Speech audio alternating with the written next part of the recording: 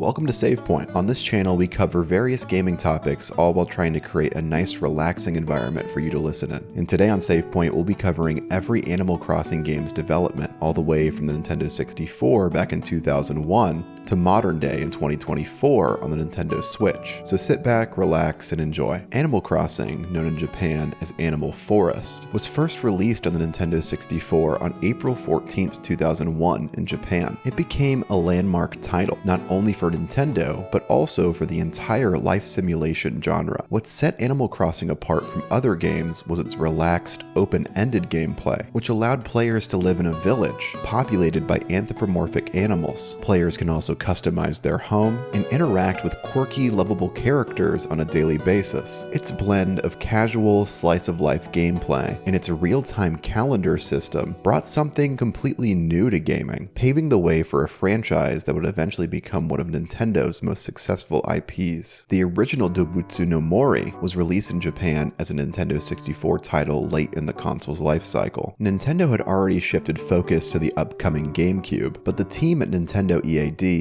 saw an opportunity to create a unique experience for players. Headed by Katsuya Iguchi, who previously worked on Super Mario World and Star Fox, the game was inspired by Iguchi's personal experiences of moving to a new town and starting life in an unfamiliar place. He wanted to capture the feeling of building new relationships and a sense of community, which became the core concept for Animal Crossing. Interestingly, the game was initially developed with the 64DD in mind, which allowed players to save more complex data and could have facilitated some of the game's real-time and expansive simulation features. However, the 64DD was not a commercial success, and Dobutsu no Mori, or Animal Forest, had to be moved to the standard N64 cartridge format. What made the game special was its real-time clock system. Time in the game progressed just like real life, with in-game days corresponding to real-world days. Villagers in the game lived their own lives according to this clock, celebrating holidays, going to bed at night, and carrying out daily activities whether the player was present or not. This mechanic created a sense of immersion that felt fresh, where players could log in every day and always find something new happening in their village. Although the game found a passionate audience in Japan, it was somewhat limited by the N64's cartridge capacity, and Nintendo soon recognized that the game had the potential to reach an even broader audience with a few improvements. This realization set the stage for its eventual transition to the Nintendo GameCube and its release outside of Japan. After its release on the Nintendo 64, Dobutsu no Mori was ported and expanded for the Nintendo GameCube, launching in Japan as Dobutsu no Mori Plus on December 14th, 2001. The enhanced version featured improved graphics,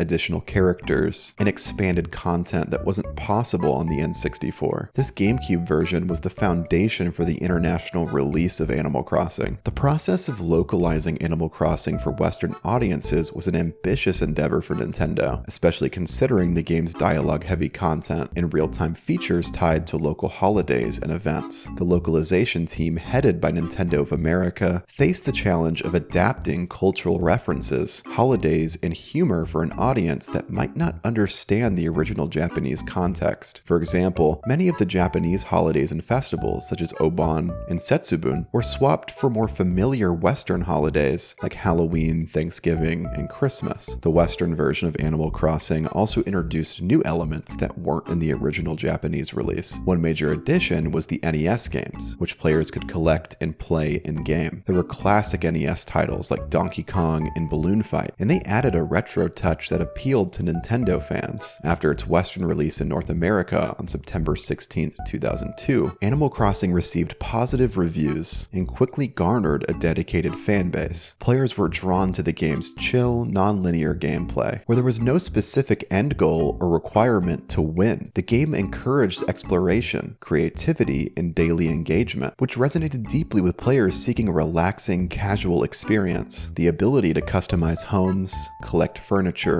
and interact with villagers made it feel like a personal and evolving experience every time players logged in. The game became a surprise hit. It appealed to both younger players and older audiences looking for a relaxing gaming experience. One major factor in its success was its focus on community building. Players could share towns, send letters to each other, and visit one another's villages via memory card swapping on the GameCube. While the game lacked the full online multiplayer features that later games in the series would incorporate, state. This offline interaction between players was a major selling point. Animal Crossing also had an unexpected impact as a cultural touchstone. It fostered creativity in its players, with many people designing custom outfits, organizing their town layout, and collecting rare items. The game became much more than just a casual simulator. It was a space where players could express themselves and share their creations with others. The Nintendo Power magazine even hosted contests where players could submit designs, further deepening player engagement with the game. Animal Crossing was one of the first games to ever feature a built-in clock and calendar system that tracked real-time events even when the console was turned off. The game was unique in how it mirrored the player's real-world environment, with villagers celebrating real-life holidays and reacting to changes in seasons. For example, the village would be covered in snow during the winter, and special events like Toy Day, the in-game equivalent of Christmas, would occur on real-world dates. The innovation was revolutionary at the time, offering players a sense of a living, interactive, ever-changing world. The success of Animal Crossing set the stage for a franchise that would continue to grow and evolve over the next 2 decades. The game's real-time mechanics, open-ended gameplay, and emphasis on community interaction would become hallmarks of the series, influencing the design of later games like Wild World, City Folk, and New Horizons. It was a game ahead of its time, offering players a peaceful, slow-paced alternative to the more action-heavy titles of the early 2000s. Animal Crossing Wild World was released in 2005 for the Nintendo DS and marked a significant step in the evolution of the Animal Crossing franchise. By bringing the game to a portable console, Nintendo expanded the concept of living a virtual life in a small village, populated by animal characters, allowing players to take their village with them anywhere they went. Wild World introduced several key innovations to the series, including online multiplayer, a more refined customization system, and a simplified, more streamlined experience compared to its predecessor. It wasn't just a port of the original Animal Crossing, it was a reimagining of what life simulation games could be on a handheld system. Development of Wild World began shortly after the success of the original Animal Crossing on the GameCube, as Nintendo recognized the potential of expanding the game's audience through the innovative features of the Nintendo DS. The DS's dual-screen layout and touch controls were a perfect match for the game's focus on communication, customization, and exploration. The game was directed again by Katsuya Eguchi, who continued to build on the concepts of village life and community interactions that had been central to the first game. One of the most significant improvements Wild World made to the franchise was the introduction of online multiplayer through the Nintendo Wi-Fi connection. While the original Animal Crossing allowed players to visit each other's towns by swapping memory cards, Wild World made it possible to connect with friends over the internet, visiting their towns and interacting with their villagers. This feature only enhanced the social aspect of the game, encouraging players to trade items, send letters, and build a sense of community beyond the confines of their own village. Customization also received a major overhaul in Wild World. For the first time, players could customize their character's appearance, including hairstyles and accessories using the in-game Shampoodle Salon. This feature allowed for greater player expression and personalization, which became a staple in later games. The new pattern editor allowed players to design and share clothing, furniture, and even town flag patterns, further expanding the creative possibilities. The camera angle was another notable change in Wild World. Unlike the top-down view of the original game, Wild World used a rolling log camera that created a curved, panoramic view of the village as players walked around. This shift in perspective made the village feel more immersive and dynamic, as players could now see the horizon as they moved through their town. Wild World also introduced more complex interactions with villagers,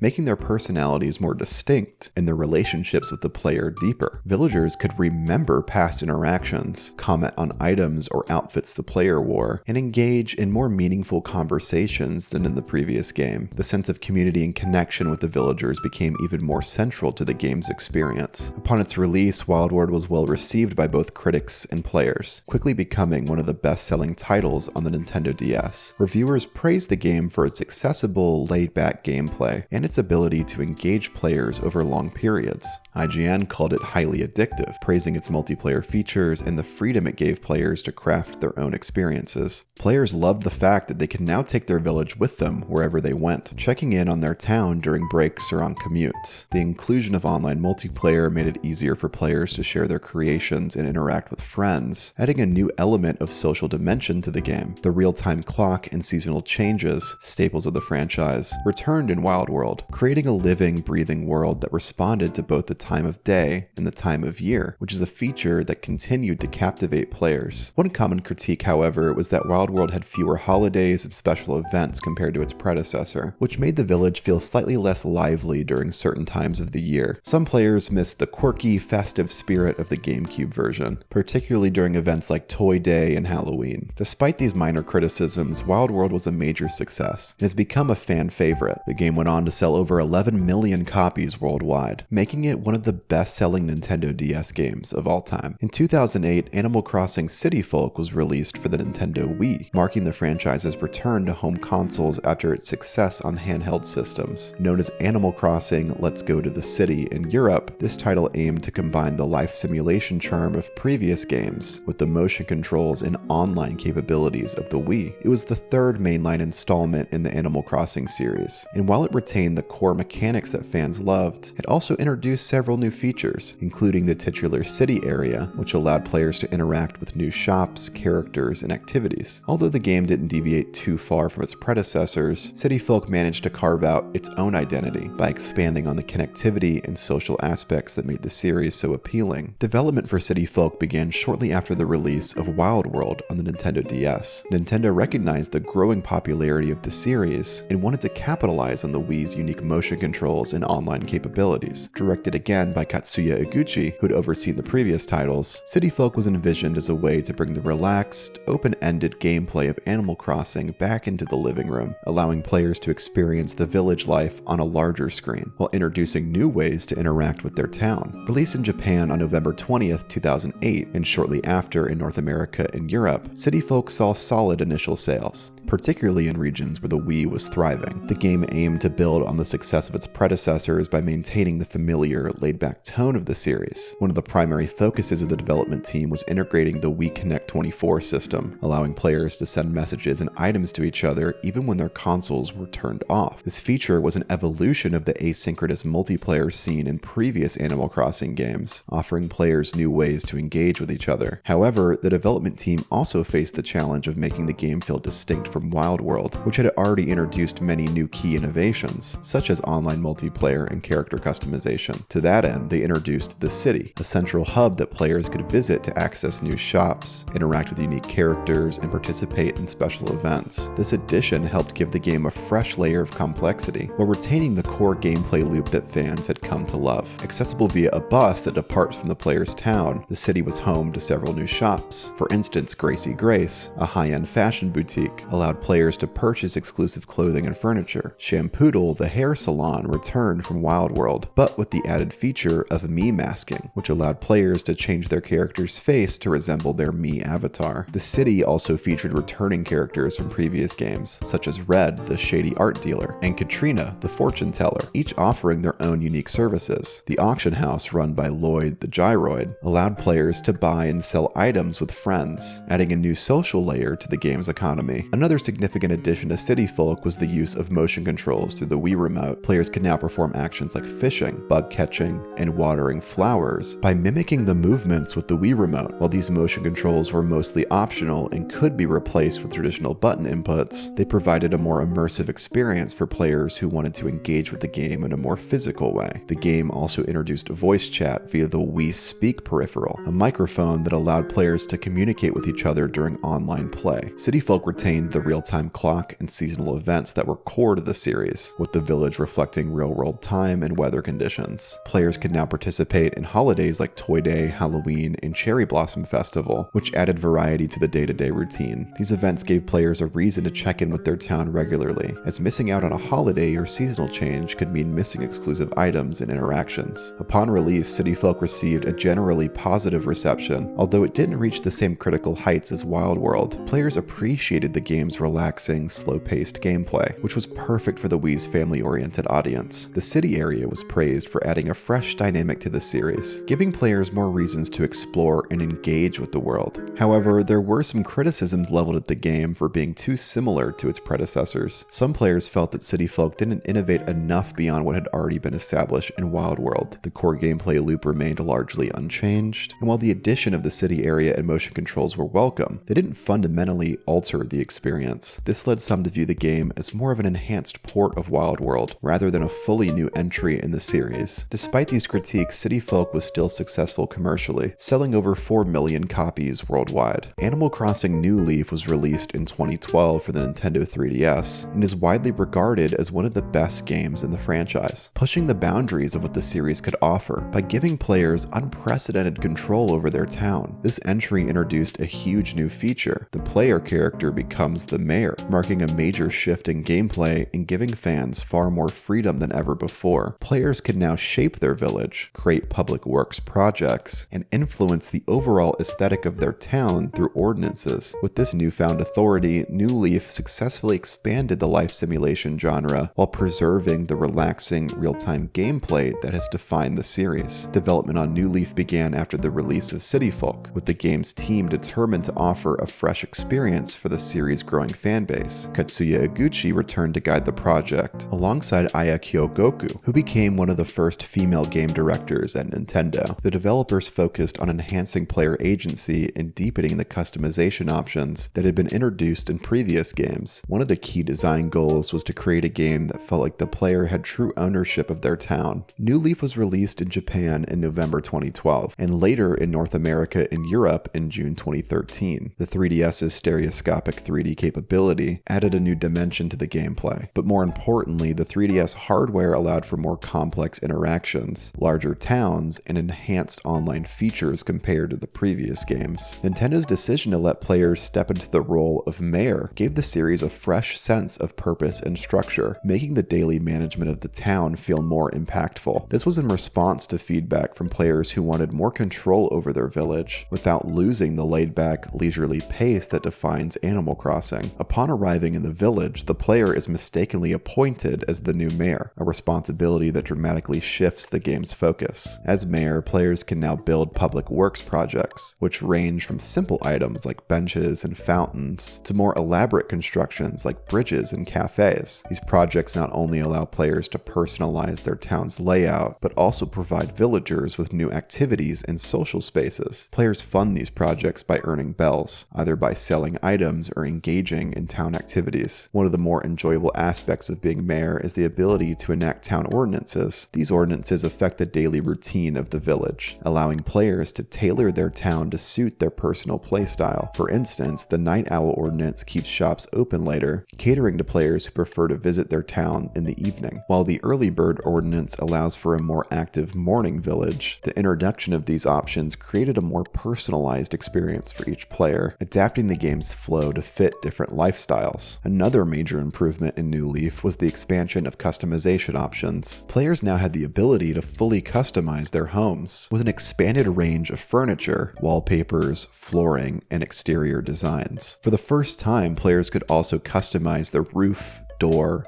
fence, and mailbox of their homes, allowing for a more distinct and personal living space. The return of Nook's Homes, run by Tom Nook, offered players the opportunity to take out loans and gradually expand their homes, continuing the tradition of house building from previous entries. Another introduction, the Happy Home Academy, which rated players' houses, played an even bigger role in New Leaf. Now players could visit Happy Home Showcase, where they could view and order items from other players' homes via Street Pass. This feature expanded the connectivity of the game and encouraged players to interact with the homes of others, whether for inspiration or trading. Customization wasn't just limited to homes either. Players can now alter their appearance with greater freedom. For the first time in the series, players could visit Shampoodle not only to change their hairstyles, but also to change their eye color. This added layer of customization allowed for more player expression, and it became a fan favorite feature. Players could also unlock Mii masks, similar to the Wii release, which allowed them to turn their characters into their custom Mii avatars on the 3DS system. One significant change to the game's museum system came with the addition of a second floor, allowing players to open custom exhibit rooms where they could curate their own collection. Blathers, the museum curator, returned as a beloved character, along with Celeste, his sister, who managed the new observatory feature on the second floor. New Leaf also introduced a variety of new NPCs and villagers, including the incredibly popular Isabelle, the player's cheerful assistant who became an instant icon of the series. Isabelle was originally meant to play a smaller role, but her popularity skyrocketed, leading her to become the face of the franchise, appearing appearing in marketing materials, spin-off games like Happy Home Designer, and even as a fighter in Super Smash Bros. The game's online capabilities were another major improvement over previous entries. Players could visit each other's towns using Nintendo Network, rather than being limited to local play. New Leaf expanded the multiplayer component by allowing players to travel to a Tortimer Island, where they could engage in mini-games with friends. These multiplayer mini-games, hosted by Cap'n, range from fishing competitions to treasure hunts, and were designed to encourage both cooperation and competition. Players could also use the Dream Suite, a new feature that allowed them to visit other towns in a dreamlike state where no permanent changes could be made. This feature was a way for players to explore other towns without the restriction of the traditional multiplayer mode, and it became a popular method for showcasing custom designs and layouts. New Leaf was met with widespread critical acclaim and commercial success, selling over 12 million copies worldwide, making it one of the best-selling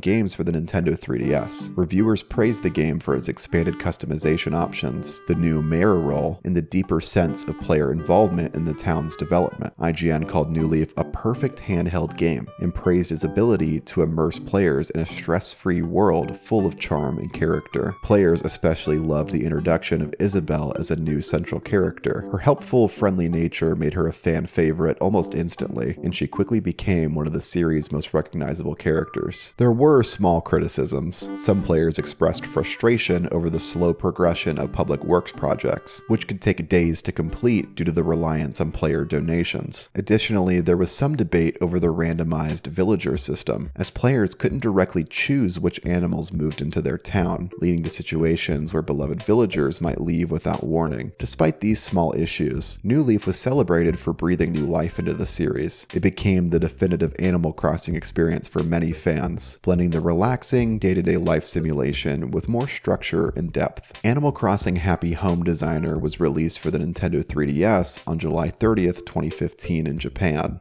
and later that year in North America, Europe, and Australia. Rather than a traditional entry in the Animal Crossing series, Happy Home Designer focused solely on the creative aspect of interior design, allowing players to step into the role of a professional decorator. This spin-off allowed fans to explore their passion for customization and creativity, a feature that had been a key part of the mainline games but was now given a dedicated spotlight. While Happy Home Designer may not have included the day-to-day life simulation that fans had come to expect from the series, it offered a fresh take on the franchise by emphasizing the role of design and customization, features that had become more central to the Animal Crossing experience. Development for Happy Home Designer began with the intention of creating a more focused, design-centric game that would appeal to fans who loved the home customization features of Animal Crossing New Leaf. Nintendo understood that while the traditional series offered a broad range of activities, many players spent a significant amount of time meticulously decorating their homes, selecting furniture sets, and customizing their town's appearance. By narrowing the gameplay down to the design aspect, Nintendo aimed to provide a more in-depth experience, complete with new tools for arranging furniture and expanded customization options that weren't possible in the earlier games. This focus on home decoration was meant to provide a more streamlined experience, where players could express their creativity without the constraints of managing a town or fulfilling any other responsibilities. Happy Home Designer was also the first game in the series to make extensive use of Amiibo cards, a new product line introduced alongside the game. These Amiibo cards featured popular villagers from previous Animal Crossing titles, and by scanning them, players could bring those characters into the game and design homes specifically for them. This functionality allowed players to interact with some of their favorite characters in a brand new way, deepening their connection with the villagers that they had come to love. The game launched to moderate success, while players praising its emphasis on creativity and design, while acknowledging that its limited focus might not appeal to all fans of the broader series. Speaking of villagers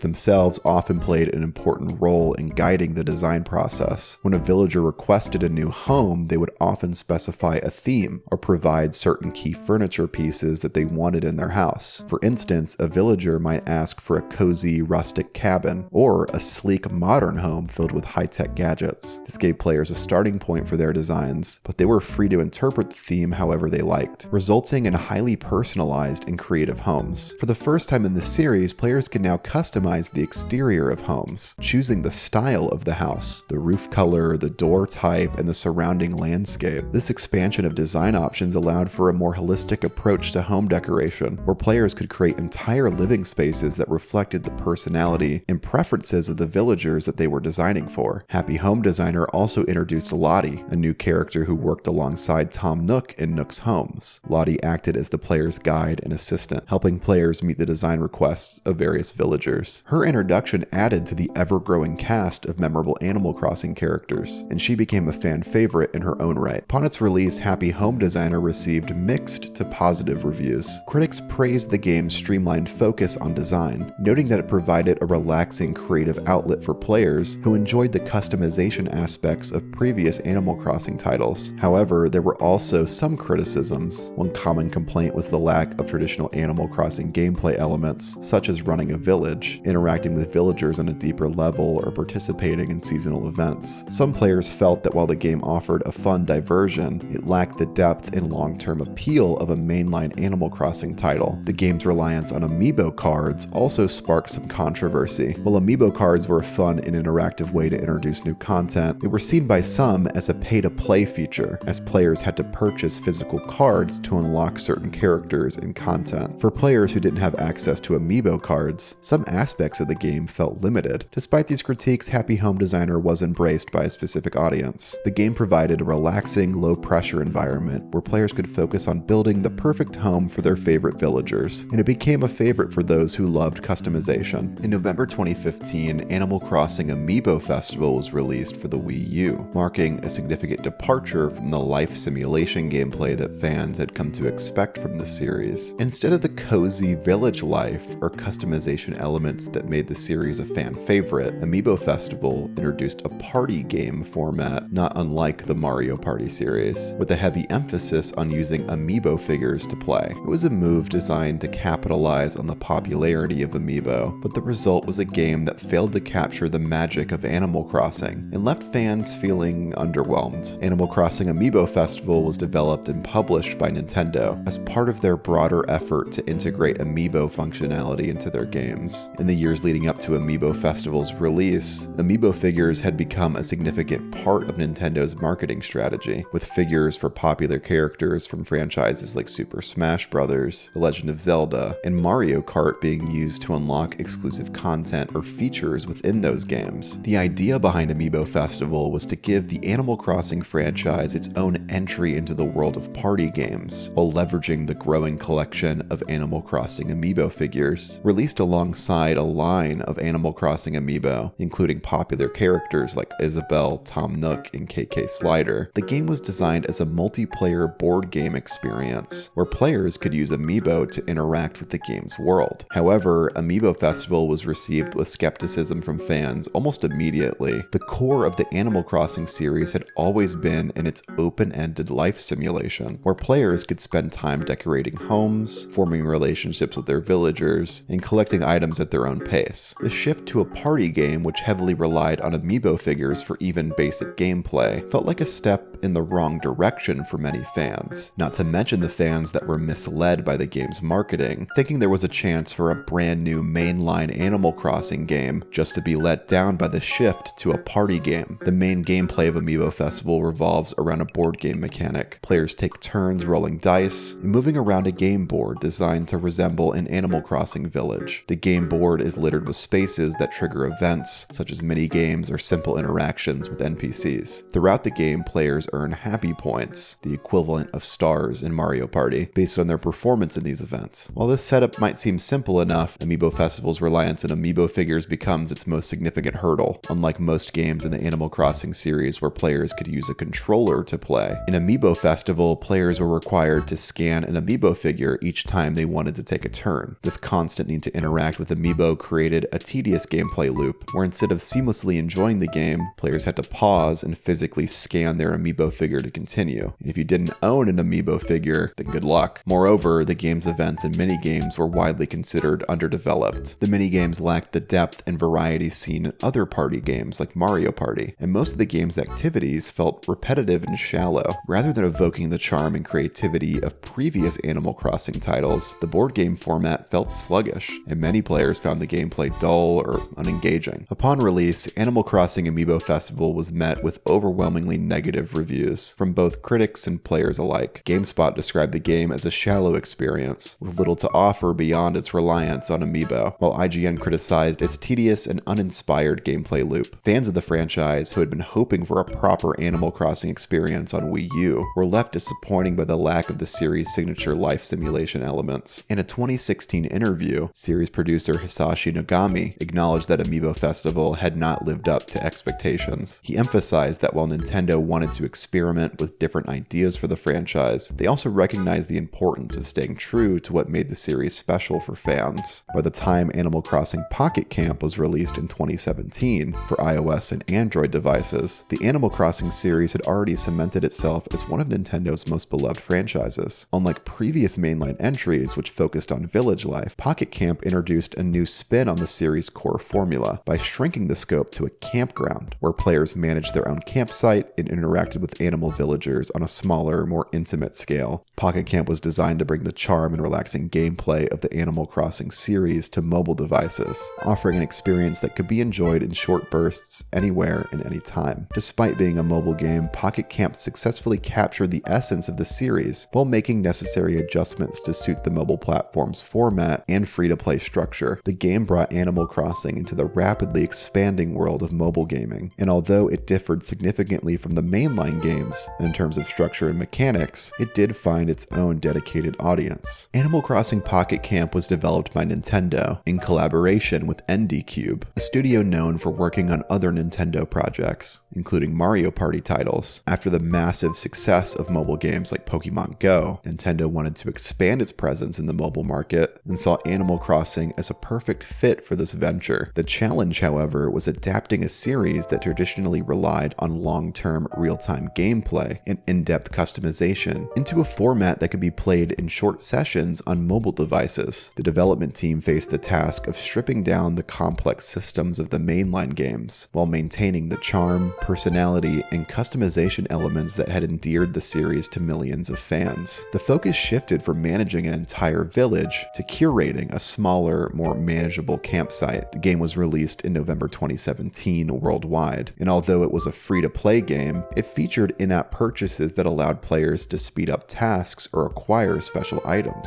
Unlike its predecessors, Pocket Camp introduces a new setting, campsites. Players take on the role of a campsite manager, designing and expanding their campsite while fulfilling the needs and requests of visiting animal villagers. Instead of a village or town, players now have a more limited space, but they can decorate it with furniture, amenities, and decorations to make it feel uniquely theirs. While the size of the campsite is similar compared to the sprawling towns of previous titles, the customization options remain vast, giving players a sense of creative freedom in how they design their space. One of the major new features in Pocket Camp is the crafting system. In previous games, players would purchase or collect furniture to decorate their homes, but in Pocket Camp, they are now required to craft furniture using various resources like cotton, wood, and steel. These resources are obtained by completing tasks for villagers or through in-game events. Crafting allows for more intentional customization, as players must collect the necessary materials to build the items they want for their campsite. Villager interactions also differ from the mainline games. While the player isn't responsible for running an entire village, they must complete quests and fulfill requests from the animal campers who visit. These requests usually involve gathering specific items, such as fish or bugs, or crafting furniture that the camper wants. Completing these tasks earns players friendship points with the villagers, who can then be used to invite them to live at the player's campsite. Another fun twist in Pocket Camp is the addition of amenities, which are large structures like pools, tree houses, and skate ramps that attract villagers to the player's campsite. These amenities serve both as a decoration, and they also have a functional purpose, helping to raise the happiness levels of the animal villagers, which in turn unlocks new customization options and activities. The game also reintroduced seasonal events. These events often involved unique furniture and clothing items that could only be obtained during the event period, encouraging players to log in regularly and participate in these time-sensitive challenges. For example, during the Halloween event, players could collect spooky decorations and costumes. One of the most notable differences between Pocket Camp and its mainline counterparts is its free-to-play model, which includes in-app purchases. This was a significant shift for the series, as previous entries were full-priced console games, with no additional purchases. In Pocket Camp, players can purchase leaf tickets, a premium currency used to speed up crafting times, buy exclusive furniture, or unlock special items. While the game could be played without spending real money, the presence of in-app purchases sparked some debate among fans. Players and critics alike argued that the game's progression system, which often involved waiting for long periods of time to complete crafting tasks, encouraged players to spend money to speed things up. This was a departure from the more leisurely, no-pressure gameplay of the console games, where players could take their time building their town without the influence of monetization. Despite these concerns, Pocket Camp found a dedicated player base that embraced its more casual, mobile-friendly approach. For players who wanted to engage with the Animal Crossing world without the time commitment of a full console experience, Pocket Camp provided the perfect solution. Its bite-sized gameplay sessions were ideal for mobile gaming, and the ability to log in daily for a few minutes to complete tasks and interact with villagers made it an easy and accessible entry point for newcomers to the series or those with limited time. The game was commercially successful, reaching over 10 million downloads in its first month of release. Its accessibility on mobile devices allowed a broader audience to engage with the Animal Crossing series, including players who may not have ever owned a Nintendo console. Interestingly, the mobile nature of the game brought in a more global audience, as players from different regions could log in daily and engage in the same events and activities. This increased the social aspect of the game, as players were able to visit each other's campsites, trade items, and show off their custom designs. This feature kept that sense of community, a hallmark of the franchise. Recently, Nintendo announced that Animal Crossing Pocket Camp will end its online service on November 28, 2024. This marks a major shift for the game, which has been a popular mobile entry in the Animal Crossing series since its launch in 2017. However, Nintendo is planning to release a paid offline version of the game, allowing players to continue enjoying the core experience even after the servers are shut down. In this new offline version, players will still be able to decorate their campsites and interact with their favorite villagers, but key online features, such as market boxes, sending gifts, and visiting other players' campsites, will be removed. While the new version will allow players to transfer their save data, certain aspects of the original game, like leaf tickets and Pocket Camp Club subscriptions, will no longer be available. Nintendo's decision to end the live service reflects a general shift away from their mobile game ventures in recent years. Games like Mario Kart Tour and Dr. Mario World have faced similar fates, as Nintendo reevaluates the role of mobile gaming in their broader strategy. Despite this, the offline version of Pocket Camp offers a way for longtime players to continue enjoying the game without the reliance on microtransactions or online services. Animal Crossing New Horizons was released on March 20th, 2020 for the Nintendo Switch and quickly became one of the most iconic entries into the franchise. Offering a fresh take on the beloved series, New Horizons whisked players away to a deserted island, where they had the chance to create their own paradise from the ground up. This shift from the familiar village life to an island setting marked a significant evolution for the series,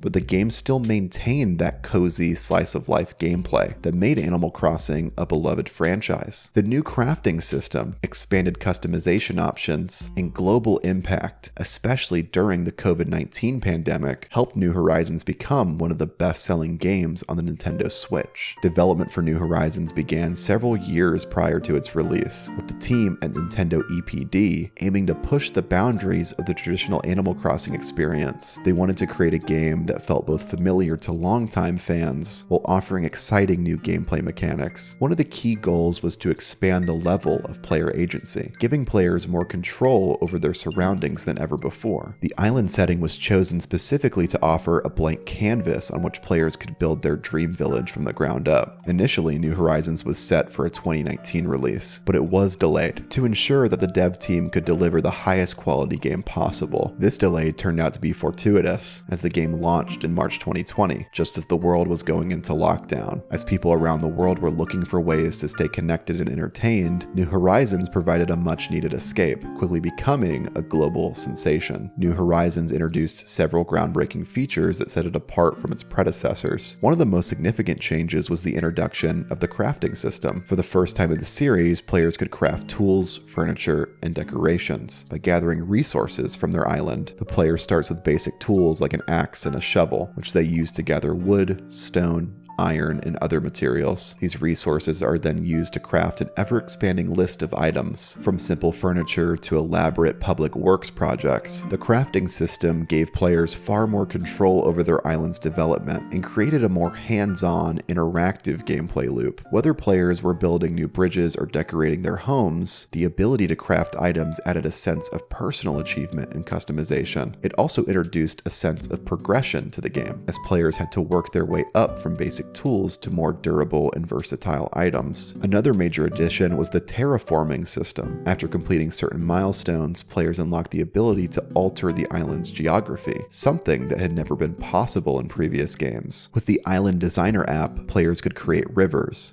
build cliffs, and customize the layout of their island to an unprecedented degree. This feature gave players near total freedom over how their island looked and felt, allowing them to craft islands that were unique, creative, and highly personalized. The emphasis on outdoor customization also extended to the ability to place furniture and decorations outside, another new feature for the series. This transformed the island into an open canvas, where players could create outdoor living spaces, themed areas, and public parks. The freedom to decorate both the interior and exterior of their island homes made New Horizons feel like a true evolution of the series, encouraging players to express their creativity in ways that weren't possible in earlier games. One of the game's most charming and useful features is Nook Miles, a currency earned by completing various in-game tasks. Nook Miles are used to purchase exclusive items, upgrades, and travel tickets that allow players to visit mystery islands for additional resources. The timing of New Horizons release played a significant role in its overwhelming success. As the world went into lockdown in early 2020, people turned to video games as a way to stay entertained and to escape the stress of the pandemic. New Horizons became a cultural phenomenon, with players using the game to stay in touch with friends, family, and co-workers. The game's online multiplayer features allowed players to visit each other's islands, share resources, and host virtual events like birthdays, weddings, and work meetings. New Horizons was overwhelmingly successful, but did have some small controversies. One of the most debated features was the one island per Switch restriction, which allowed only a single island to be created on each Switch console, regardless of how many profiles were on the system. This meant that families or groups sharing a Switch could only manage one island collectively, a limitation that frustrated many players who wanted to create their own personal island. Another issue that arose was related to the game's online multiplayer system. While players could visit each other's islands, the process was often slow and clunky, with lengthy loading screens and restrictions on what visitors could do. Some players were also disappointed that certain features, such as terraforming, were locked behind progress walls, preventing immediate access to some of the most anticipated features. Additionally, the game's seasonal events and updates sparked debates among players. While these updates kept the game feeling fresh, some players felt that the events didn't offer enough new content or were repetitive in nature. However, despite these critiques, New Horizons maintained a dedicated player base and became the best-selling game in the franchise, with over 42 million copies sold as of 2024. This makes it not only one of the best-selling games on the Nintendo Switch, but also one of the best-selling video games of all time. Its success far surpassed the expectations set by previous entries in the series, establishing New Horizons as a true cultural icon in the gaming world. The game's online community also played a huge role in its legacy. Players shared island tours, design ideas, and even turnip prices through social media platforms, creating a robust community that extended beyond the game itself. This sense of collaboration and creativity became a defining feature of the game's long-lasting appeal. Animal Crossing Happy Home Paradise was released on November 5th, 2021, as a major paid expansion for New Horizons, following in the footsteps of the beloved Happy Home Designer spin-off for the Nintendo 3DS. Unlike the mainline New Horizons experience, which emphasized village management and terraforming on a deserted island, Happy Home Paradise took players into a world of vacation homes, challenging them to use their design skills to create luxurious, customized living spaces for a wide range of clients. With its expanded set of tools and the ability to remodel not only interiors, but exteriors and entire islands, this DLC became an instant hit with fans looking to explore their creative side even further. After the monumental success of New Horizons, which had sold tens of millions of copies, it was clear that the game had a dedicated and passionate player base Paradise. However, as time went on, the need for new content became apparent. While Nintendo had been releasing free updates to New Horizons over time, Happy Home Paradise was the first paid DLC that promised a substantial new experience. Developed by Nintendo EPD, the same team behind New Horizons, the expansion aimed to provide players with a new layer of creativity. The decision to release a paid DLC rather than a free update stirred some controversy among the fanbase, but the expansion's depth and scope quickly won over most players. Happy Home Paradise launched alongside the 2.0 update for New Horizons, which was a massive free update in itself, ensuring that all players, whether they purchased the DLC or not, had something to look forward to. The core of Happy Home Paradise revolves around designing vacation homes for the animal villagers, who live on the various islands. Players are introduced to Lottie, a returning character from Happy Home Designer, who now runs the Paradise Planning Agency. Working for Lottie, players are tasked with creating dream vacation homes based on specific themes and preferences set by the villagers. While New Horizons already offered significant customization options, Happy Home Paradise takes things even further. Players now have access to partition walls, pillars, and counters, allowing for more intricate and sophisticated room designs. These tools help players create more realistic and dynamic interiors, from cozy living rooms to expansive open plan spaces. In addition, lighting and soundscapes can now be customized, giving players control over the mood and ambience of the rooms they design. Whether you want a warm, homey atmosphere or a sleek, modern aesthetic, these new tools provide an unprecedented level of flexibility. The DLC also allows players to remodel existing homes and facilities on the island. As they progress, players can unlock new facilities, such as schools, restaurants, and hospitals, each with its own design challenges. These larger-scale projects provide a nice change of pace from the smaller, more personal vacation homes and give players a chance to flex their creativity on a grander scale.